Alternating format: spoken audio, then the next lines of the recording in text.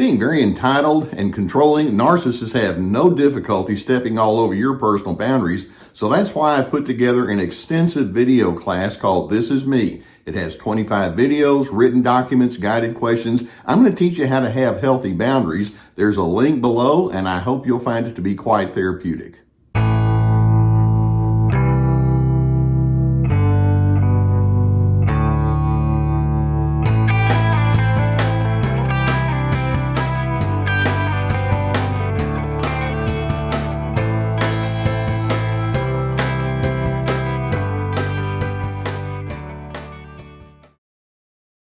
As you surely know, one of the things that we can say about narcissism is that there's a direct correlation between a person's level of narcissism and their inability to manage anger successfully.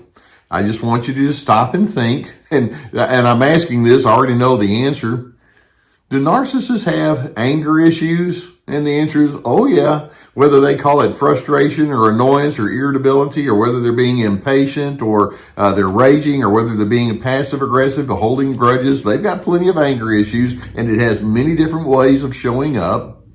Another question we might ask is, well, do narcissists have a keen insight into the whys that are behind their experience of anger? And the answer is, well, we got a problem there. No, they don't have insight. They have lots of anger issues, but when it comes to them asking, well, what's going on when I feel angry? What am I trying to accomplish? And why do I have the feeling in the intensity that I do? What does that tell me about who I am? They don't have any kind of insight, nor do they even have the inclination where that question would even be on their radar screen. Or we might ask another question. When narcissists feel angry, are they inclined to take responsibility for the emotion? And in their mind, it's like, no, I don't need to, because I'm going to make you take responsibility for what I feel. And so they tend to be blame shifters, and they absolutely will not say, I've got a problem. What they'll say is, you have a problem. If we could just solve your problems, then I'd quit feeling angry. Or would you ask another question, and that is, when a narcissist is feeling angry, would you ever think that they would look at that as an opportunity for growth and stretching their mind? And again, it's like, no, I don't think I need to do that. I need to make you conform to me. But you see what I'm getting at? Narcissists have plenty of anger issues, but when it comes to them interpreting what it is, they don't have good interpretive skills. And many unfinished or unresolved issues lie on the inside of that narcissist then that come out in the midst of their anger. And because they have such poor awareness and insight and responsibility for their emotion, they have all of these hidden elements that are there. And it's going to be so important for you to know what's really going on in the mind and in the backdrop with that narcissist that keeps their anger in such a perpetual state of discomfort. What's really going on, really, honestly, when a narcissist is feeling angry? Now, if we could get the narcissist to be super insightful and super open and honest about what's happening in their anger, there are multiple things that they would have to confess.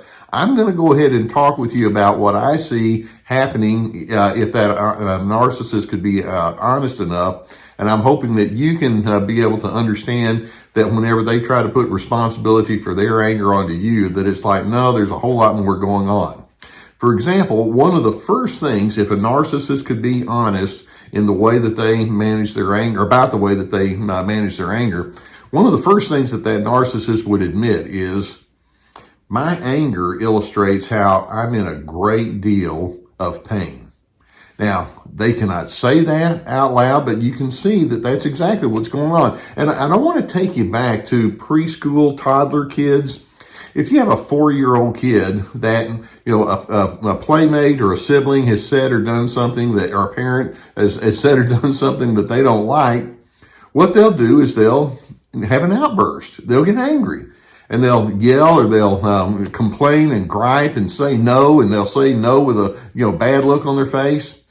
they're not capable, they're not articulate enough yet at age 4 to say, hey, mom or dad or whoever it is, what you said is kind of hurting me, so let's sit down and talk about that so that we can have a good meeting of the minds. Well, they're 4 years old. They can't talk like that.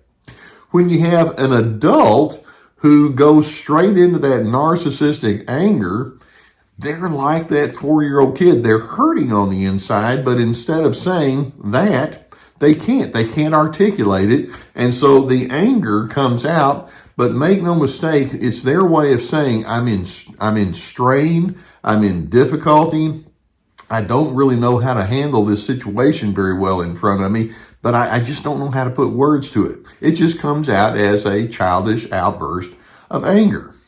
Now, another thing that's behind the scenes and what their anger really tells us, the narcissist, if they were honest, would say something like, I fear that you're judging me right now. That's what's going on when they have the anger. When you say we have a problem or there's something that I'd like for us to consider or that didn't work for me, rather than them saying, okay, talk with me about it.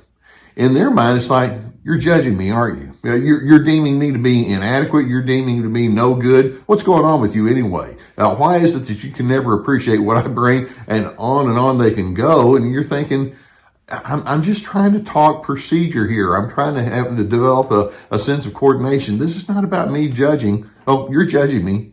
And they have such a fear of being shamed. They have such a fear of being deemed no good or unworthy that the anger is their way of saying, I don't respond well to that.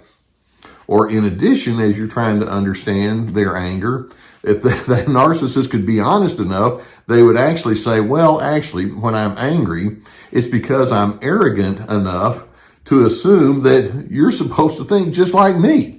And so the anger is coming from their place of arrogance. In other words, they want to be superior. And it's like, I think really well, you don't, you're beneath me, and I'm above you, don't you forget it. That's what's really going on as they experience anger.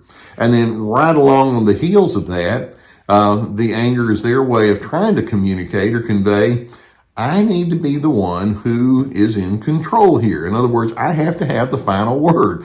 How many times have you had a dispute with an angry narcissist and you know they've got to have the last word and they have to make sure that they ram it home, and that leads to another hidden thought that's part of their anger. And if they could be honest, it would be, and I fear you being in control of me. They're fear-based. They operate with a great deal of defenses. They don't want you to have any kind of say because in their mind, it's like, well, you're trying to take me out of my well-crafted false front that I'm trying to put on here, and I don't do that very well.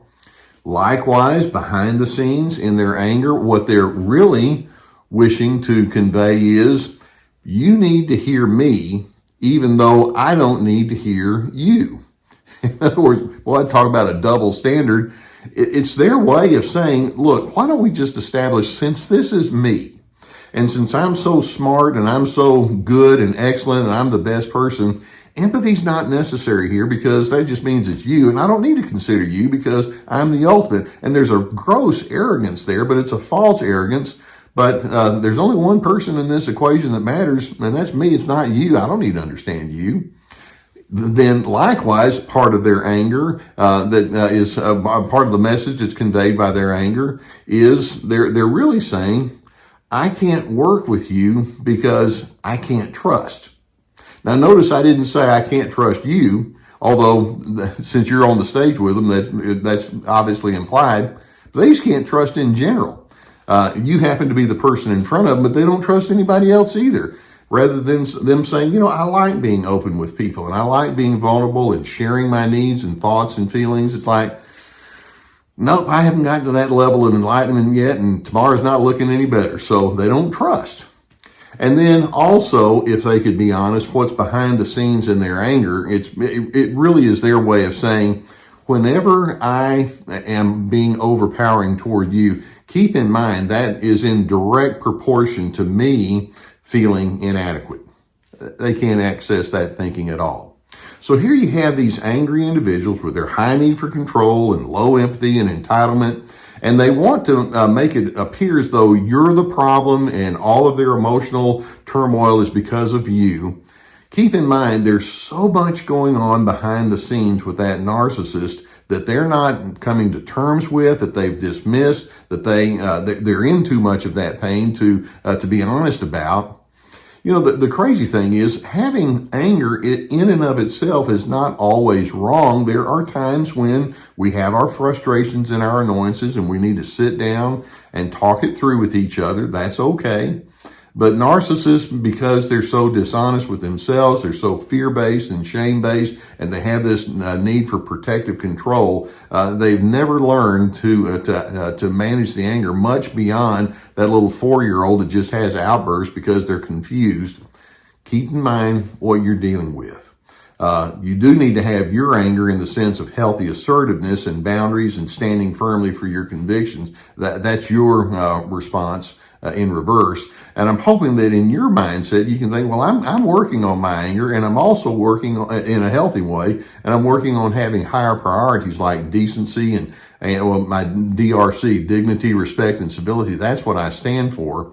And then when you look over there at that narcissist who remains in their unregulated anger, and it's like they're sticking with it and they're holding on to it for all it's worth, it's like, okay, if you are unable to join me in a healthy approach toward anger and conflict resolution, I'm still standing for DRC anyway. I'm sorry you're struggling so much, but that's not my task to have to satisfy. My task is for me to be a healthy person. Now, I hope that videos like this can give you some good awareness of what you're dealing with. When you're able to see behind the scenes, then hopefully they can't pull the wool over your eyes quite as much. And that's what we're trying to accomplish here with these videos. If you've not already hit the subscribe button, I would encourage you to do so. Hit the like button too, that helps us. Likewise, when you have this churning emotion that's there, if you have a need for counseling or therapy that goes along with that, I would encourage you to do so. We're sponsored by the people at BetterHelp.com. There's a link below. It's an online therapy service, and many of you now have taken advantage of that, and I've gotten some good feedback from you on that. So go beneath and go into the link. There'll be a whole host of licensed professional therapists that could assist you. I would strongly encourage you to get the help you need. Likewise, I have my therapeutic videos. It's like signing up for an online class that you go through at your own pace. Each video has each class has multiple videos with written documents and guided questions, and it's meant to have a strong introspective kind of effect for you. We have Ready, Set, Connect about connection skills. This is me about those boundaries. Free to be finding yourself despite the controllers. We also have our webinars. We have my podcast, and we have the website with many articles. In addition to that, we also have my books, plenty of resources. Okay, you can tell a whole lot about a person's level of maturity by watching the way that they manage their anger. And you know where that narcissist is coming from, and they can't be honest with themselves. I hope that you can be a person that's in a growth mode that says, I'm going to get on top of my anger and I want to manage it cleanly. And in doing so, it positions you to be much more steady in your emotional responses to people. And ultimately, I hope that it allows you to be an ongoing person of peace.